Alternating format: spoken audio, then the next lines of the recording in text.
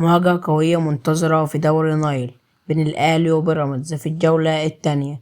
الفريقين يدخلان اللقاء بظروف مختلفة، وكل فريق عينه على الثلاث نقاط.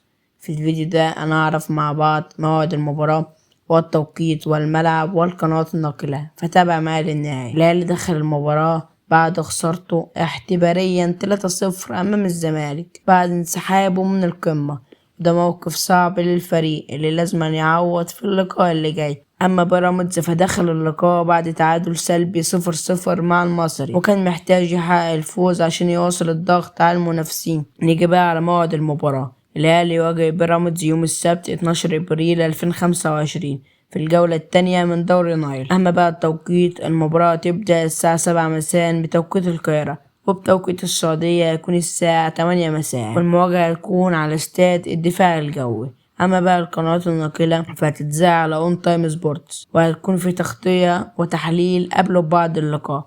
ماتش ناري منتظر بين الفريقين، فقالولي في التعليقات مين تتوقعوا يفوز. ومتنسوش تدعموا الفيديو بلايك وتشتركوا في القناة عشان يوصلكوا كل جديد عن مواعيد المباريات. بس كده، سلام.